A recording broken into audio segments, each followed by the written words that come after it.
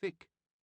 He speaks French, English, and Latin, and a little Italian, plays well on the lute and harpsichord, sings from book at sight, draws the bow with greater strength than any man in England, and jousts marvellously.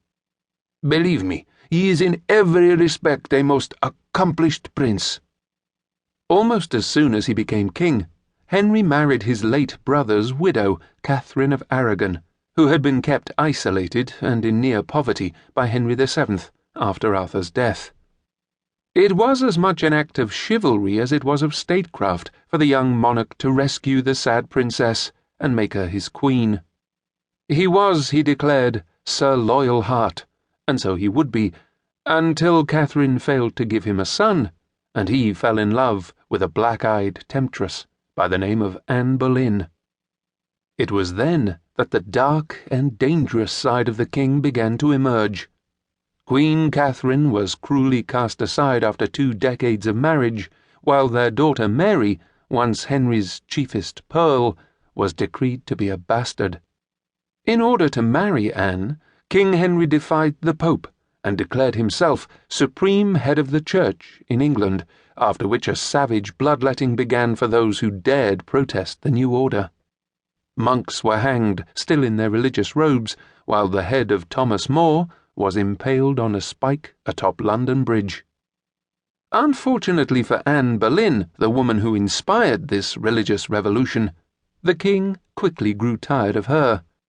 She failed to give him the boy he wanted, only a daughter, Elizabeth, and after she was falsely charged with adultery, her head was sliced off with a sword. 10 days later, Henry married wife number 3, Jane Seymour, who earned the mercurial king's eternal devotion by bearing him the son he believed to be vital for the realm's future stability. With this prince, Henry was convinced the chaos of the Wars of the Roses would never be repeated. But there was still plenty of blood to be spilled. 1. Henry VIII, 1509 to 1547. Up the stairs, pulled by an engine. The king was now overgrown with corpulency and fatness. Edward Hall.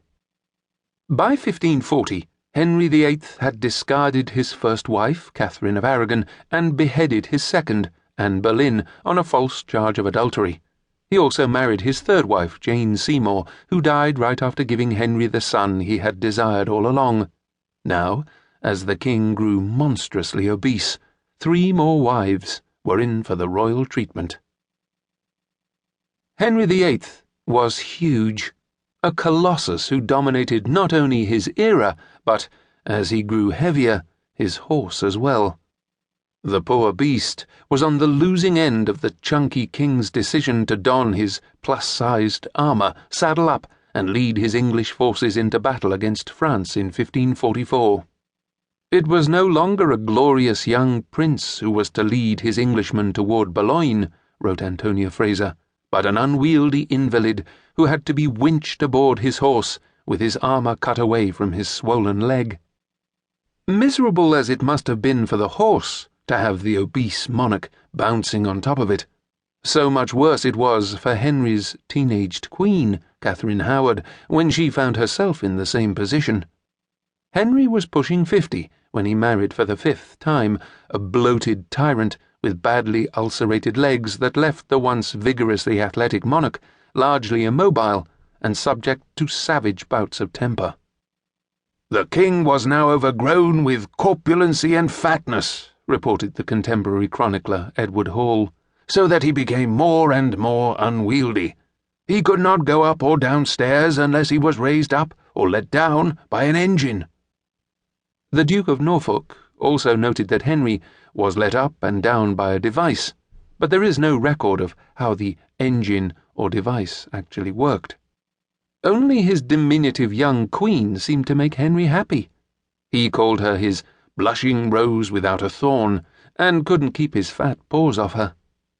The king's affection was so marvellously set upon that gentlewoman, wrote Thomas Cranmer's secretary, Ralph Morris, as it was never known that he had the like to any woman. Young Catherine had vowed at her wedding to be bon air, yielding, and buxom in